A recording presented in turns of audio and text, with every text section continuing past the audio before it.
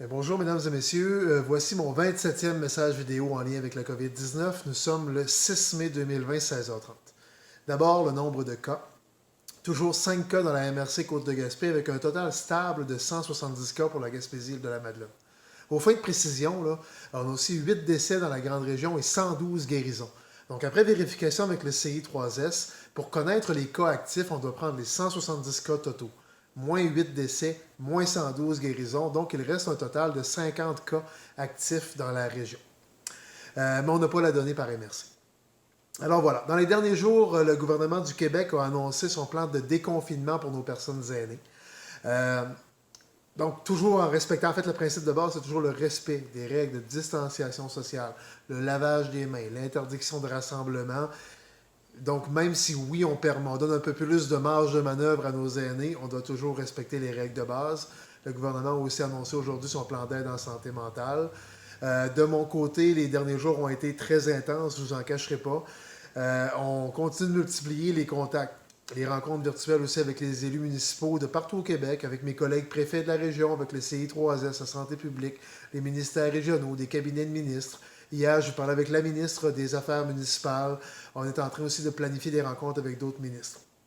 Et pour aujourd'hui, là, on a commencé à travailler aussi sur l'après-COVID. Donc, je vais vous parler aujourd'hui d'un plan de relance pour l'après-COVID.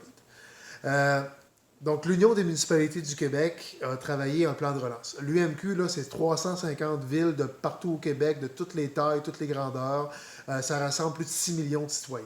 Je suis le premier vice-président de l'Union, donc je me permets de vous apporter aujourd'hui les grandes lignes de ce premier plan de relance-là, qui sont surtout en mettant le focus sur ce qui est applicable chez nous. Parce que même si oui, on est en gestion de crise, il faut quand même commencer à prévoir ce qui s'en vient après. Alors pourquoi un plan de relance émanant du milieu municipal? Euh, Parce qu'on a besoin que les trois paliers de gouvernement soient impliqués et coordonnés. Donc le fédéral, le provincial, le municipal. Le plan de l'UMQ prévoit 8 thèmes centraux, euh, qui sont tous axés sur le développement durable. Donc les thèmes ont été priorisés soit parce qu'ils ont subi des dommages majeurs durant la crise, soit parce qu'ils sont des vecteurs importants de relance économique. Donc la première thématique que j'aborde, c'est les transports. Transport collectif dans les grands centres urbains particulièrement, mais aérien et interurbain dans les régions. Ici, nos aéroports régionaux ont subi des pertes colossales, alors un soutien devra leur être affecté. Je rappelle qu'on doit garder l'aéroport de Gaspé ouvert, notamment pour les urgences médicales. Donc, toutes les dépenses sont encore au rendez-vous avec l'ouverture, mais il n'y a aucun revenu qui rentre parce qu'il n'y a plus de vol régulier. Au mois d'avril, c'est une perte de 167 000 à l'aéroport de Gaspé. C'est majeur comme perte. Donc, on va avoir besoin d'un coup de main de l'État là-dessus. Ensuite, les infrastructures, deuxième élément du plan de relance. Euh, la relance des chantiers routiers pourrait aider à créer de l'emploi, particulièrement pour ceux qui ont perdu leur job, mais aussi redynamiser l'économie tout en améliorant le réseau routier. Une amélioration des programmes d'infrastructure aussi aux municipalités. Donc, par exemple, les taux de subvention pour la taxe sur l'essence, pour les infrastructures en aqueduc, en égout, etc., pourraient être rehaussés pour nous permettre d'aller de l'avant avec davantage de chantiers de ce type-là. Autre élément, le gouvernement avait promis de décentraliser 5 000 emplois de la fonction publique vers les régions du Québec. Là, on a développé des outils de télétravail. Le timing est on ne peut plus parfait pour passer de la parole aux actes. Des emplois de la fonction publique en région, bien, ça veut dire de l'économie chez nous. C'est des salaires de plus dans notre économie qui servent à faire rouler l'économie. Autre élément, une relance des événements sportifs et culturels sera bonne pour, d'une part, la santé mentale des gens, oui, mais oui, et la santé physique dans le cas en particulier du sport, mais ça permettrait aussi de générer de la relance économique avec tout ce qui gravite autour de ces événements. Avec ça viendra l'industrie touristique qu'on devra ouvrir avec prudence et vigilance, tout en respectant la capacité de notre réseau de la santé de recevoir du nouveau monde, en respectant la capacité d'opération de nos entreprises. En parallèle, il faudra collectivement soutenir la relance des commerces et des entreprises. Certes, les municipalités n'ont pas le droit de subventionner directement les commerces, mais au-delà de l'injection de capitaux, on peut soutenir différemment, notamment en encourageant l'achat local ou les circuits courts entre les producteurs et les consommateurs.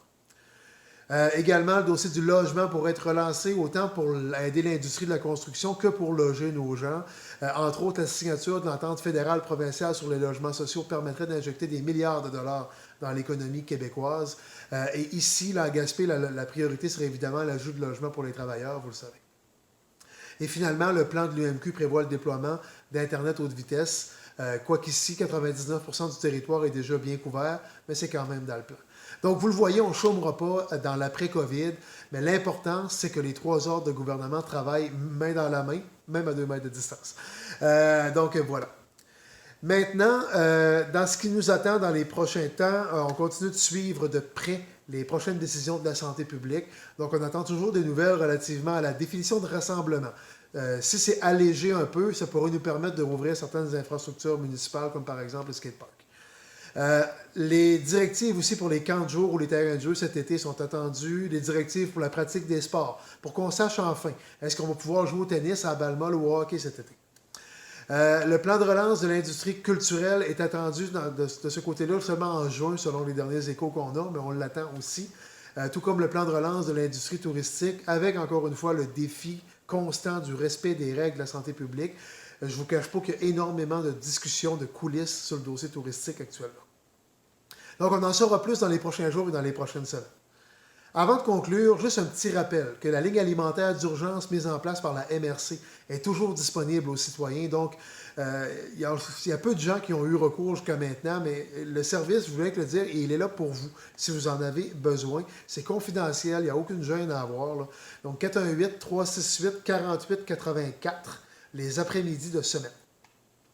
Finalement, je vous réitère encore de rester vigilant face au risque d'inondation printanière. Je vous réitère aussi mon appel à la prudence et au respect des consignes de base de la santé publique face à la COVID-19.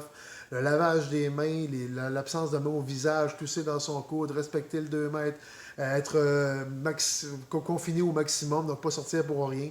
Faire attention à nos aînés. S'il vous plaît, aussi prioriser l'achat local pour sauver la vie de nos entreprises.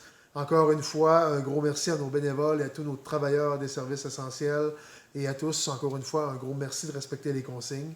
C'est très important, plus que jamais même. Chaque geste compte et continuons comme ça va bien aller.